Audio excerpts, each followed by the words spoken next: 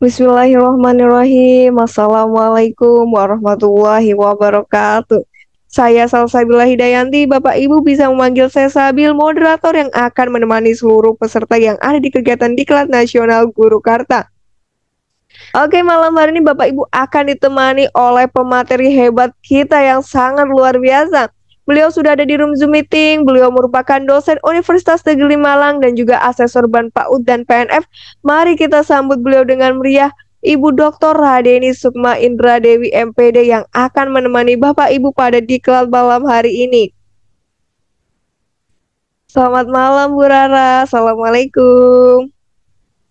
Selamat malam Mbak Sabil, Waalaikumsalam warahmatullahi wabarakatuh. Baik, bagaimana kabarnya Bu Rara? Alhamdulillah baik, sehat Mbak Sabil. Alhamdulillah. Saya langsung serahkan kepada Bu Rara untuk menyapa seluruh peserta yang ada di kegiatan diklat pada malam hari ini. Waktu dan layar kami persilahkan. Baik, terima kasih moderator, terima kasih Guru Karta sudah memberikan saya kesempatan malam hari ini. Bismillahirrahmanirrahim. Assalamualaikum warahmatullahi wabarakatuh. Selamat malam Bapak Ibu Guru hebat di seluruh Nusantara dari Sabang sampai Merauke ya. Luar biasa sekali atensinya malam hari ini. Ada 1.000 peserta di Zoom kita malam hari ini dan ternyata masih banyak lagi ribuan, 8.000 yang mengikuti lewat YouTube.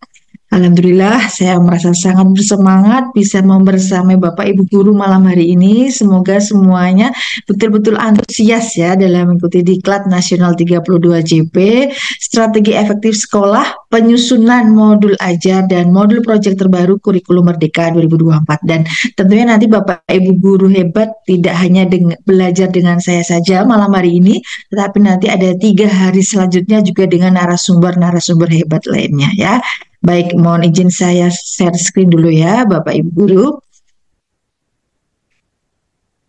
Baik, tadi moderator sudah menyampaikan sedikit tentang saya ya. Mungkin biasanya memang saya dipanggil Bu Rara atau Bu Sukma ya. Nah, alhamdulillah malam hari ini materi kita yang pertama pada Diklat Nasional 32 JP adalah tentang pemahaman konsep kurikulum merdeka di tahun 2024, juga memahami modul ajar dan modul proyeknya pada kurikulum merdeka. Nah, tentu Bapak Ibu Guru sudah tidak asing dengan kurikulum merdeka, tapi barangkali nih masih ada beberapa sekolah-sekolah yang barangkali belum pernah mendengar atau barangkali ingin mengimplementasikan tetapi masih ragu-ragu nih apa sih yang harus Bapak Ibu Guru lakukan. Nah, jangan khawatir, nanti kita kupas tuntas malam hari ini ya. Poin yang pertama adalah mengapa kurikulum itu harus berubah ya. Kan kita dulu sudah pakai kurikulum 2013 Bu, sudah ada Kurtilas, edisi revisi juga sudah ada. Mengapa sih kurikulum kita harus berubah ya? Kemudian poin yang kedua adalah implementasi kurikulum merdeka pada tahun 2024 dan yang ketiga adalah modul ajar dan modul proyek. Baik. Nah, Bapak Ibu Guru semua yang saya hormati malam hari ini ya, tentu saat ini ya pendidik di Indonesia ini sedang terintegrasi dengan digitalisasi secara masif dan besar-besaran ya. Saya banyak menjumpai konten-konten di media sosial kita ya bahwa sekarang Bapak Ibu Guru ini kesibukannya selain dari pagi sampai siang sampai sore mengajar, malam hari masih belajar untuk mencari sertifikat, untuk belajar, untuk mencari ilmu. Nah, ini pula yang menjadi alasan kami untuk sharing ya, mengapa sih kurikulum kita harus berubah ya.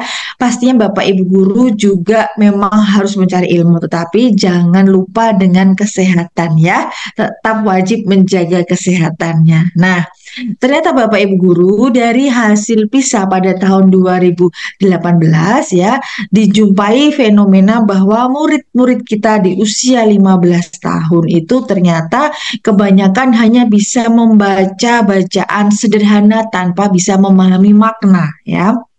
Dan kondisi ini diperparah ditambah juga dengan adanya kesenjangan kualitas pembelajaran. Nah, tadi Bapak Ibu Guru tadi yang sudah masuk mengetik tuliskan di kolom chat ya, luar biasa sekali saya membaca antusiasmenya ya tadi dari berbagai pulau yang ada di Indonesia ya, dan pastinya Bapak Ibu guru merasakan sendiri mengalami dampak bahwa kualitas pembelajaran sarana prasarana di Pulau Jawa berbeda dengan Pulau Sumatera, Sulawesi, Kalimantan, dan pulau-pulau lainnya.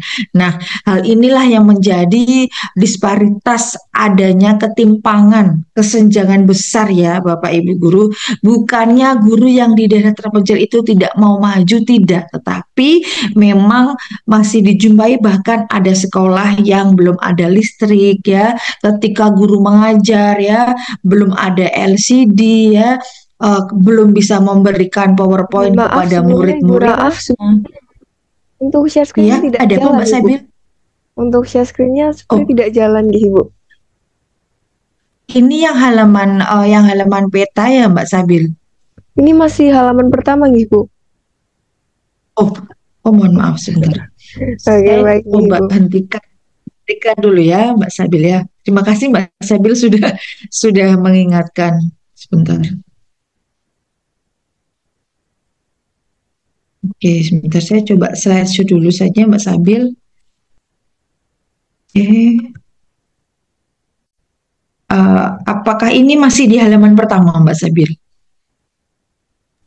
Ini Ibu masih di halaman pertama. Oke, wait. Oh,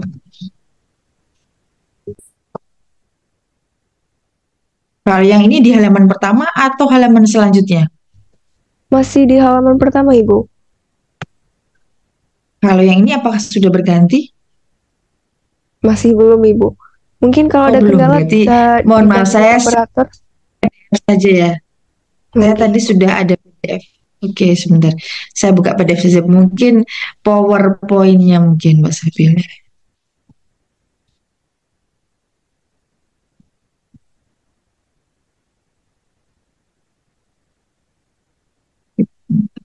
Tadi sudah saya simpan ke PowerPoint karena mohon maaf ini saya berganti device Mbak Sabil. Biasanya saya menggunakan laptop yang berbeda memang. Kebetulan ada sedikit pergantian begitu. Bentar. Ibu tidak apa-apa. Ya, tadi sudah saya simpan ke PDF juga sih untungnya. Sebentar. Kalau ini PDF tampil ya Mbak Sabil ya. Sebentar Ibu, ini masih loading. Oke, sudah tampil Ibu. Sudah Oke. tidak di halaman pertama ya. Sudah tidak Ibu, terima kasih. Sudah tidak. jalan. Oke. Baik, Berarti terima kasih. PDF saja. Baik, terima kasih Mas Sabil. Baik, ya mohon maaf ya Bapak Ibu guru ya. Saya lanjutkan kembali ya karena persis seperti yang tadi baru saja disampaikan ya bahwa ada banyak kesenjangan ya terkait sarana prasarana yang dialami Bapak Ibu guru di Indonesia dan juga kemampuan untuk digitalisasinya ya. Bahkan detik ini pun saya juga baru mengalami ya, yang biasanya saya melakukan share PowerPoint tidak ada masalah, tiba-tiba terjadi sebuah masalah ya. Tapi tidak apa-apa, inilah memang banyak hal kendala teknis yang Bapak Ibu guru yang saya juga masih perlu banyak belajar. Baik, saya lanjutkan. Nah, kondisi tadi Bapak Ibu guru ya terkait perbedaan sarana prasarana, kualitas sosial ekonomi pendidikan yang ada di Indonesia ya, seringkali hasil literasi numerasi atau PISA kita itu memang cukup rendah ya. Hal ini diperparah juga dengan adanya pandemi COVID di tahun 2019 saat itu, sehingga kemajuan belajar kelas 1 ini berkurang secara signifikan ya, atau kita sebutnya learning loss nih Bapak Ibu guru. Nah, tetapi Bapak Ibu guru ternyata hasil PISA 2022 ya setelah dilakukan kembali ya diuji lagi di Indonesia, ternyata secara internasional banyak negara yang juga mengalami penurunan hasil belajar, tidak hanya di Indonesia ya. Meskipun begitu peringkat kita nih Indonesia di PISA 2022 itu naik 5 sampai 6 posisi dibandingkan 2018.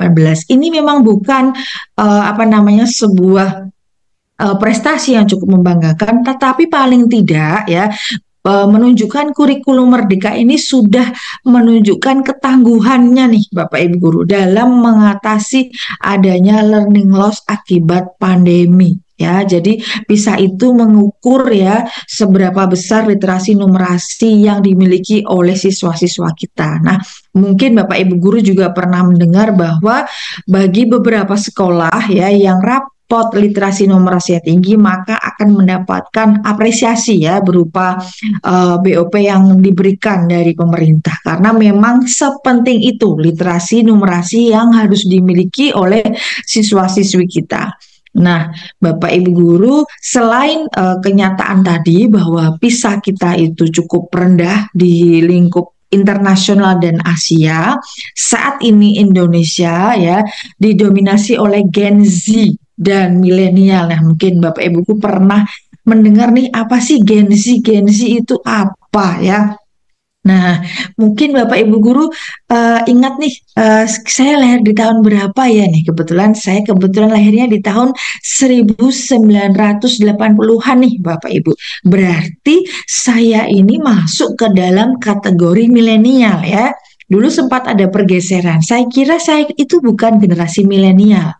Saya kira masih di Gen X. Ternyata saat Bapak Ibu guru dilahirkan pada tahun 80-an itu masuk milenial dan Gen Z yang dilahirkan saat tahun 97 sampai 2012 itu masuk ke Gen Z.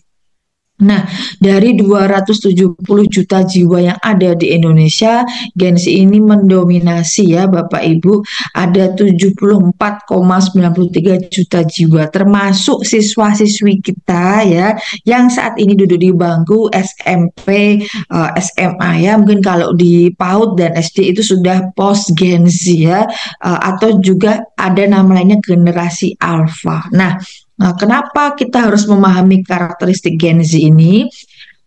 Gen Z ini punya banyak atau beberapa karakteristik nih Bapak Ibu guru. Yang pertama mereka adalah tech savvy atau mereka itu dengan mudah mendapatkan semua informasi dari gadget ya. Kemudian bisa menghargai perbedaan ya, fokus akan komitmen jika ada apresiasi atau rewarding. Tetapi ada satu karakter negatifnya yaitu rawan mengalami depresi. Sehingga saat ini kita sering mendengar isu tentang mental health ya, ada bullying, ada kekerasan. Nah, ini karena ada beberapa karakteristik peserta didik yang perlu kita pahami supaya Bapak Ibu guru ketika bukan membandingkan ya menganalisis dan mengobservasi ini bisa mendapatkan hasil yang optimal. Nah, jadi kita sudah paham ya karakteristik Gen Z ini dan juga hasil PISA-nya nih Bapak Ibu guru. Nah, oleh karena itu dari Kementerian Pendidikan, Kebudayaan, Ristek dan Teknologi meluncurkanlah launching yang namanya kurikulum merdeka ya. Mengapa harus kurikulum merdeka? Mengapa sih tidak mempertahankan kurikulum 2013 ya? Tentunya ada banyak keunggulannya nih Bapak Ibu. Yang pertama, lebih sederhana dan mendalam karena fokus pada yang esensinya saja di setiap fase. Nah, kemudian lebih merdeka. Di SMA tidak ada lagi program peminatan, kemudian guru bisa mengajar sesuai tahap capaian dan perkembangan peserta didik. Satuan pendidikan punya wewenang untuk mengembangkan dan mengelola kurikulumnya. Ya, ini nih yang penting untuk sekolah. Ketika dulu di K13 Bapak Ibu guru di sekolah mungkin yang menjadi kepala sekolah ya merumuskan adanya KTSP, sekarang ada yang namanya kurikulum operasional satuan pendidikan ya, sudah bukan KTSP.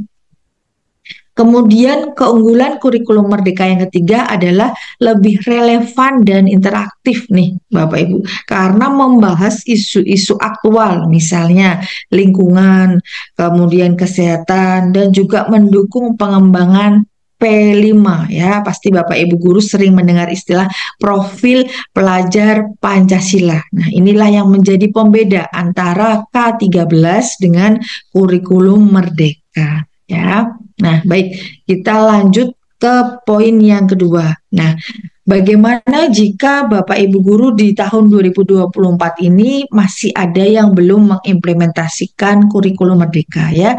Kira-kira dapat punishment atau dapat sanksi tidak sih Bu Rara ya? Apakah nanti akan diberikan surat nih sama dinas pendidikan setempat ya? Tentu tidak apa namanya sedalam kurung, kalau bahasa Jawa ini kami menyebutnya sesakrok ya Bapak Ibu, atau harus sedemikian rupa. Tetapi ya Bapak Ibu guru diberikan tiga pilihan ya, yang dulu memang sudah disampaikan ada tiga pilihan. Nah, bagi Bapak Ibu guru di lembaganya, di sekolahnya yang sudah betul-betul siap komit untuk berubah ya, ada beberapa landasan hukum dari Permendikbudristek 5 tahun 2022 tentang SKL, kemudian nomor 7, kemudian Kemendikbudristek yang nomor 56, kemudian keputusan Kepala BSKAP tentang capaian pembelajaran dan dimensi elemen subelemen profil pelajar Pancasila. Jadi sebetulnya secara aturan nih Bapak Ibu, untuk landasan kebijakan ini diluncurkan oleh kementerian itu sejak tahun 2022 setelah apa namanya melihat ya dampak positif adanya kurikulum Merdeka di saat darurat COVID. Nah, ternyata kurikulum Merdeka ini apa namanya memberikan banyak keleluasaan untuk guru dalam melakukan pembelajaran, sehingga diteruskanlah kebijakan ini dan diluncurkan landasan kebijakannya di tahun 2022. Nah, ini adalah peta kontennya ketika guru ingin memahami kurikulum Merdeka, tentu dimulai dari memahami garis besarnya dulu, pembelajaran dan assessment, kemudian KOSP-nya atau kurikulumnya nih Bapak Ibu, kemudian baru P5 atau yang merupakan singkatan dari Proyek Penguatan Profil Pelajar Pancasila. Nah, ini yang tadi saya sampaikan nih Bapak Ibu, bahwa ada tiga pilihan ya. Waktu itu masih ada pilihan yang pertama ya, boleh menerapkan kurtilas secara penuh, atau pilihan kedua kurikulum kurtilas yang disederhanakan, atau yang ketiga kurikulum merdeka. Nah, saat ini tiga pilihan ini lebih kita kenal menjadi mandiri belajar ya, yang menerapkan beberapa bagian dan prinsip Kurmer, atau mandiri berubah digunakan di satuan PAUD, kemudian di kelas 1, kelas 4 SD, dan di SMP pada kelas 7 dan 10. Atau kalau yang Bapak Ibu guru sudah menggunakan Kurmer dan sudah percaya diri untuk berbagi ya, berarti bisa mengembangkan sendiri nih perangkat ajarnya dari berbagai satuan pendidikan tadi ya, baik dari PAUD ya, SD, SMP maupun sampai SMA, itu bisa melalui pilihan 3 mandiri berbagi. Tetapi sayangnya ya, Bapak Ibu guru, memang sempat saya jumpai di beberapa sekolah yang sudah apa namanya pada definisi mandiri berbagi ini, kadang ada sekolah yang belum merasa percaya diri nih bahwa sekolah saya itu sebetulnya sudah siap loh pada pilihan 3 mandiri berbagi, tetapi entah kenapa masih nyaman di mandiri berubah. Nah, ini yang mungkin kita harus melakukan refleksi ya Bapak Ibu guru, apakah kita sudah siap untuk berubah ataupun berbagi ya.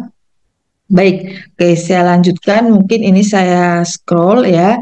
Ini yang slide ini menjawab apa yang menjadi kekhawatiran Bapak Ibu guru. Misalnya di sekolah saya, mohon maaf Bu Rara, di sekolah saya kok sepertinya belum mampu ya. Memang pemerintah tidak mewajibkan ya. Kemudian yang kedua, implementasi Kurmer ini disesuaikan dengan kesiapan masing-masing satuan pendidikan. Tetapi kebetulan karena saya posisi di Kota Malang ya Bapak Ibu guru, kalau di tingkat SD ini tinggal kelas 3 dan kelas 6 saja ya, sepertinya yang belum mengimplementasikan kurikulum merdeka. Kelas 1, 2, 4, dan 5 sudah. Jadi dimungkinkan dalam satu sekolah dasar nih misalnya masih ada 2 kurikulum yang dilaksanakan ya. Dan tentu ini menuntut kerja ekstra keras dari para pendidiknya, dari gurunya ya. Masih ada yang menggunakan kurtilas, tetapi juga sebagian besar kelas sudah menerapkan kurmer ya. Dan di titik ini saya sangat mengapresiasi. Saya yakin semua Bapak Ibu di Indonesia ya semuanya adalah guru-guru hebat ya, yang tidak hanya membimbing, mendidik, mengajar, tapi juga masih terus semangat ya untuk mencari ilmu. Ya, baik. Nah, ini saya lanjutkan, Bapak Ibu guru, untuk struktur kurikulum ya, memang tidak banyak jauh berbeda dengan Kurtilas, tetapi yang ditekankan kalau pada pendidikan anak usia dini, dasar dan menengah adalah intrakurikulernya dan P5-nya ya. Jadi secara pengelolaan waktu pelaksanaan itu memang ada sedikit perbedaan kalau di PAUD ya, yang tadinya 900 menit menjadi 1050 menit ya. Kalau dulu di PAUD ada STPPA, sekarang merujuknya pada capaian pembelajaran ya. Jadi di SD, SMP, SMA pun juga sama, juga menggunakan capaian pembelajaran. Jadi pada intinya di PAUD maupun di SD dan juga tingkat pendidikan lainnya ya, secara intrakurikuler ya, tidak hanya mencapai dari capaian pembelajarannya saja, tetapi juga untuk menuju ke arah karakter, bagaimana sekolah bisa membentuk karakter siswanya ya, menuju seperti apa, seperti profil pelajar Pancasila ya, yang cinta Indonesia ya, cinta dengan budayanya, sehingga maka diluncurkanlah beberapa tema-tema yang ada di PAUD maupun di tingkat pendidikan selanjutnya. Nah, kalau di SD ya, ini contohnya memang ada beberapa tema seperti diri sendiri, kegemaranku ya, sampai tema yang terakhir di P5 ya. Jadi ketika sekolah melaksanakan P5 ini ada yang menggunakan sistem blok nih Bapak Ibu guru, kebetulan ya mungkin di sekitar lingkungan saya ada SMP yang melaksanakan P5-nya ini pada akhir semester ya. Apakah boleh Bu? Boleh. Boleh dilaksanakan di akhir semester ataupun juga boleh terintegrasi. Tetapi kebanyakan memilihnya dilaksanakan P5 ini secara blok Bapak Ibu guru ya. Supaya apa? Ini menyelesaikan semua nih materi-materi pelajarannya, diselesaikan semua temanya ya, diselesaikan kemudian baru ditambahkan dengan P5 pada akhir semester, dan tentu kita tinggal menyesuaikan berapa durasinya saja ya. Nah, bagaimana pada tingkatan SMP ya? Pada tingkat SMP ini adalah fase D ya, Bapak Ibu. Kalau di SD ini tadi ada fase A, B, dan C. Nah, kalau di SMP perbedaannya atau pembedanya adalah P5 ini dialokasikannya sekitar 25% dari total JP per tahun ya, sehingga nanti jika dimunculkan saat pengorganisasian muatan pembelajaran ya, bisa jadi di semester 1 itu ya munculnya 198 JP ya, jika digunakan secara blok ya. Silakan bisa dirincikan oleh sekolahnya masing-masing. Oh, mungkin waktu blok A ya, P5-nya ini durasinya sekian, yang blok B durasinya sekian. Ya, yang penting totalnya nanti untuk 1 tahun itu ada 36 minggu, dan Bapak Ibu durasi P5-nya ini sesuai dengan dari aturan itu adalah 25%. Nah, kemudian ini juga ada contoh untuk pengorganisasian pembelajaran di SMK ya Bapak Ibu. Ini memang kalau di SMK ada sebuah pendekatan yang mungkin kurang lebih sama ya, tapi kalau di SMK itu kan menggunakan teaching factory ya, jadi lebih difokuskan pada yang namanya PMK atau praktek mata pelajaran kejuruan, karena memang ini adalah fokus dari SMK. Nah, tentu mungkin SMA-nya berbeda ya dengan pengorganisasian muatan belajarnya. Ya, baik Bapak Ibu, ini kita sampai pada materi yang ketiga ya. Kebetulan tadi mohon maaf karena sedikit ada kendala teknis nih ya. Jadi durasi kita agak berkurang sedikit ya. Baik. Kita lanjut nih Bapak Ibu Guru ke poin yang ketiga ya, yaitu modul ajar dan modul proyek ya. Oke, semoga saya masih punya cukup waktu ya nanti di akhir sesi ya. Semoga kita bisa bermain kuisis ya Bapak Ibu Guru ya. Apa namanya, sedikit soal kuisis sekitar 10 soal pilihan ganda. Nah, baik Bapak Ibu Guru mungkin pernah mendengar istilah ini dan kemudian merasakan kebingungan ya. Ada yang namanya modul ajar ya, kemudian modul project dan ada yang namanya bahan ajar. Kok kayaknya mirip ya Bu ya antara modul ajar dengan bahan ajar ya. Sama-sama belakangnya ada kata diksi istilah ajarnya. Nah, kira-kira sama atau berbeda? Nah, ternyata pada kurikulum Merdeka ini berbeda nih Bapak Ibu Guru ya.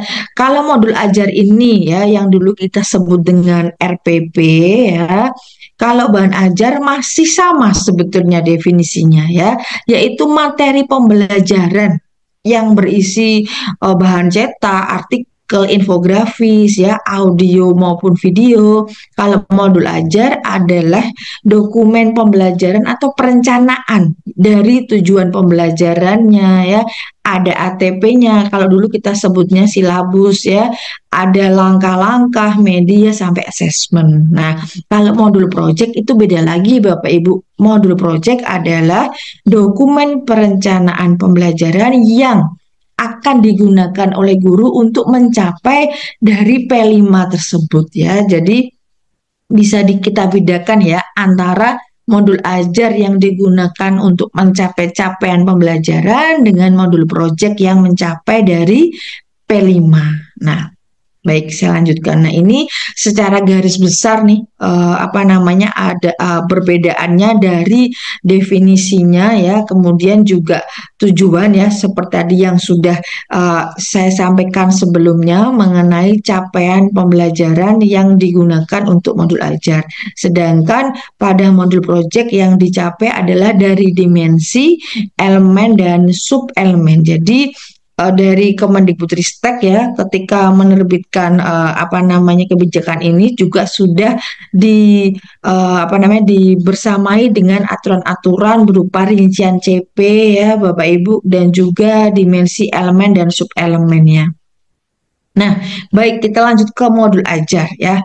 Baik, secara konsep memang modul ajar ini secara garis besar kurang lebih sama dengan RPP yang dulu Bapak Ibu buat ketika kurtilas ya atau ketika melaksanakan kurikulum 2013. Tetapi ya ada sedikit perbedaan istilah ya yang mungkin tidak secara besar-besaran seperti itu. Nah, yang harus kita pahami modul ajar ini sebetulnya adalah framework besarnya nih Bapak Ibu Guru, di mana dia ini menaungi alur tujuan pembelajaran, CP-nya, capaian pembelajaran, dan profil pelajar Pancasila. Nah, secara konsep memang tujuan pengembangan modul ajar ini ya adalah supaya pendidik punya kemerdekaan ya, supaya pendidik bisa menyesuaikan misalnya ya sekolah yang ada di pedesaan, di perkotaan, di pesisir, di pegunungan ini bisa memasukkan ya nilai-nilai karakter ataupun nilai budaya setempat ke dalam modul ajar ya.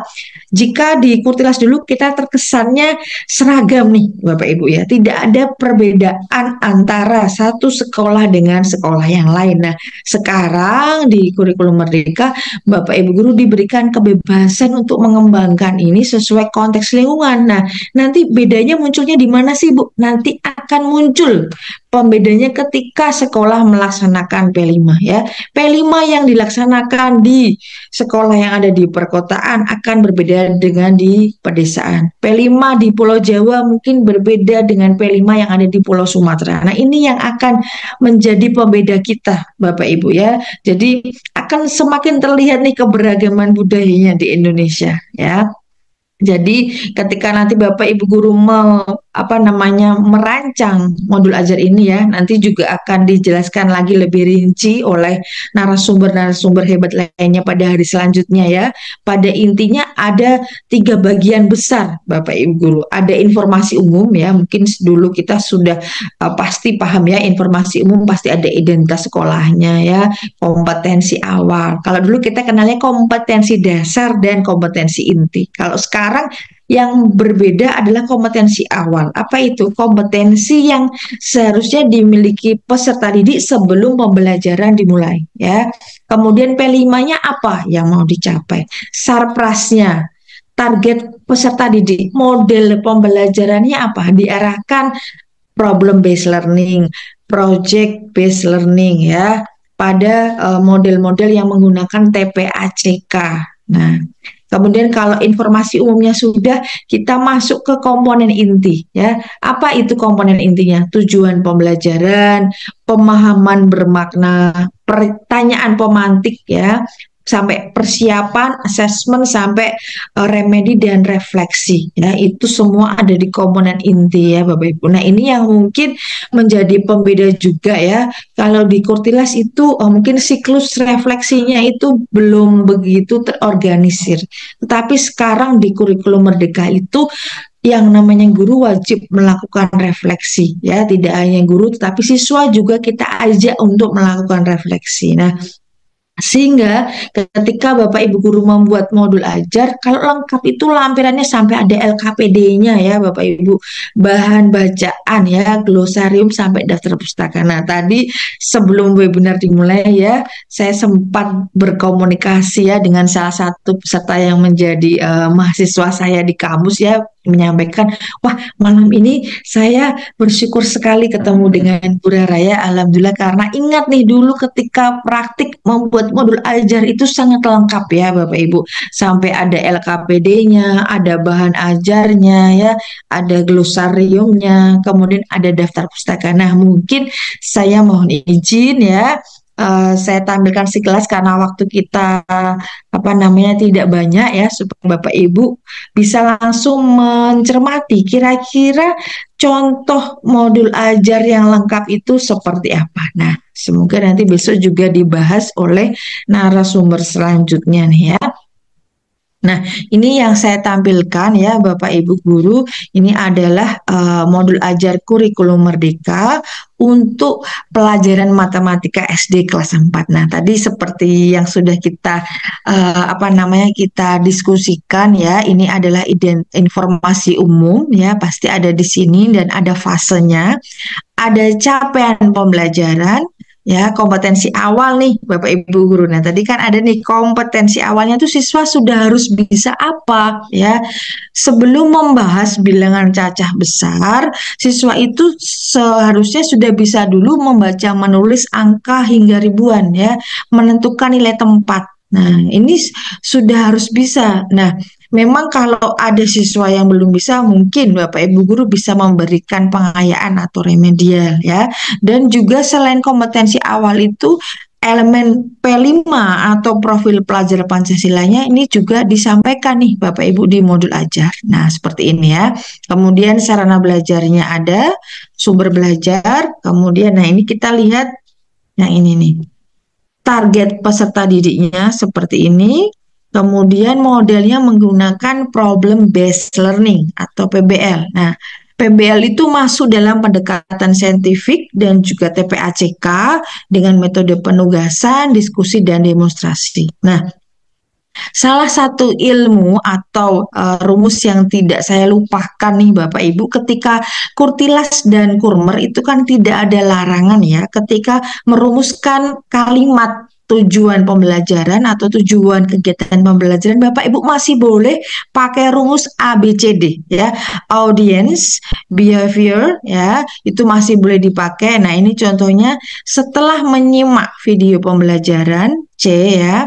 Ini kondisinya apa? Conditionnya peserta didik, audience dapat menentukan nilai tempat bilangan cacah sampai 10.000. B, inilah behavior, perilaku yang bagaimana yang Bapak Ibu inginkan ya. Siswa itu harus bisa apa? Dengan tepat Ini adalah eh, grade-nya atau apa namanya tingkatannya dengan tepat. Nah, ini pakai rumus ABCD itu kita masih boleh Bapak Ibu. Jadi menurut saya ini salah satu praktik baik yang masih boleh dilanjutkan. Nah, nanti ketika Bapak Ibu melanjutkan modul ajarnya ya, mohon ketika merumuskan kegiatan pembelajaran yang tentu ada biasanya ada pendahuluan inti penutup ya. Pastikan ketika menggunakan PBL ini sintaknya Bapak Ibu sudah sampaikan ya. Misalnya sintak PBL itu pertama orientasi siswa pada masalah. Itu sudah ada.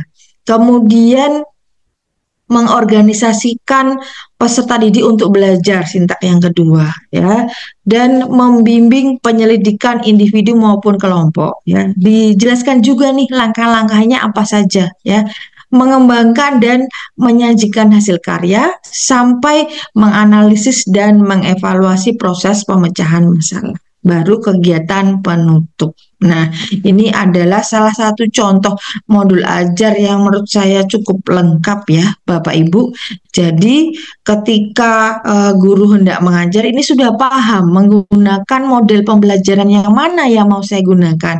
Problem based learning, project based learning atau PJBL, atau case based learning ya, ataupun kooperatif, discovery. Nah, silakan Bapak Ibu bisa eksplor lagi, tetapi model pembelajaran ini itu tidak dilarang dan bahkan sangat dianjurkan dalam kurikulum Merdeka ya Bapak Ibu. Kenapa? Karena ini bisa meningkatkan higher order thinking skill siswa ya. Jadi siswa itu bisa berpikir kritis nih Bapak Ibu ya. Jadi ini sekilas ya contoh modul ajar ya yang mungkin bisa saya sampaikan. Nah ini mohon maaf saya kembali ke materi ya. Baik. Nah, Bapak Ibu guru ketika merumuskan tujuan kalimat tujuan pembelajaran tadi ya juga hendaknya mengacu pada taksonomi Bloom ya. Oh, mohon maaf belum saya tampilkan ya. Nah, pastinya Bapak Ibu sudah pernah mendengar yang namanya C1 sampai C6 ya. Jadi di dalam tingkatan taksonomi Bloom ini ada beberapa yang sudah revisi ya Bapak Ibu, bahwa C1 itu mengingat, memahami, mengaplikasikan, menganalisis, mengevaluasi dan menciptakan. Jadi kalau mau meningkatkan higher order thinking skill siswa itu pakainya C4, C5, C6 ya. Kalau hanya C1, C2 ya itu kurang membentuk siswa berpikir kritis nih Bapak Ibu. Nah, pastikan kita pakainya yang C4, C5, C6 saja ya.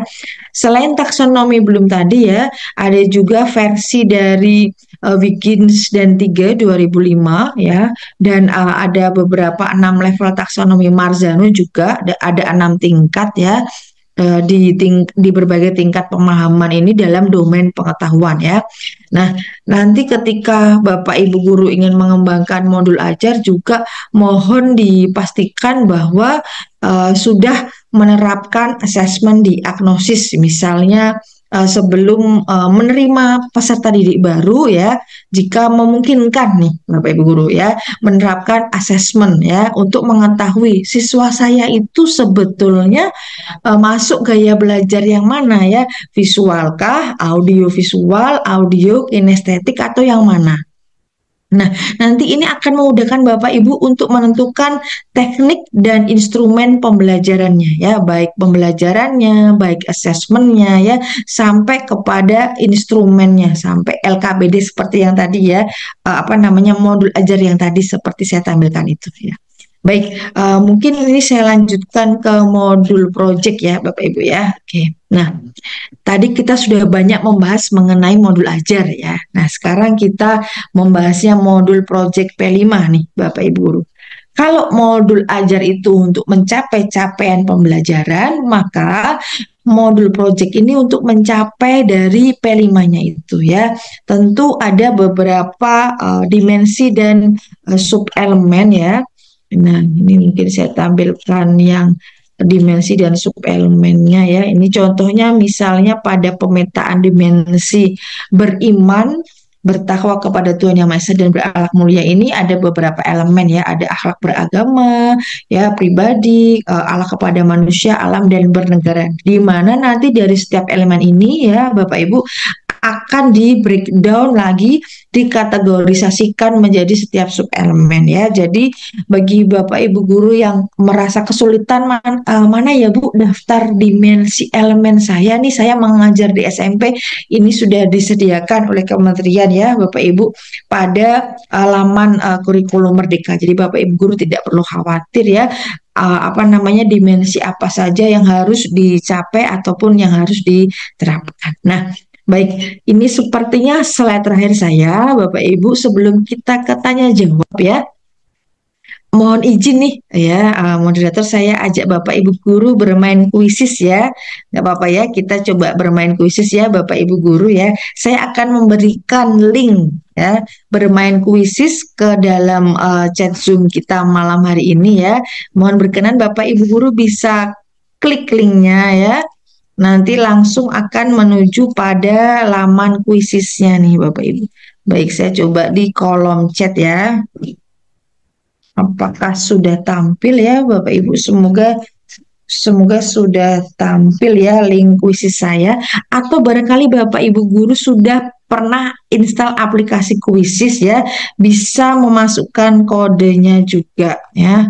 Kodenya adalah 974394. Nah, alhamdulillah sudah ada suaranya nih Bapak Ibu guru ya. Coba nih saya share. Nah, luar biasa nih, sudah segera bergabung nih, gercep-gercep semua nih Bapak Ibu guru malam hari ini ya, luar biasa. Ya, barangkali itu yang bisa saya sampaikan untuk diklat hari pertama, kurang lebihnya mohon maaf. Wabillahi taufik wal hidayah. Wassalamualaikum warahmatullahi wabarakatuh.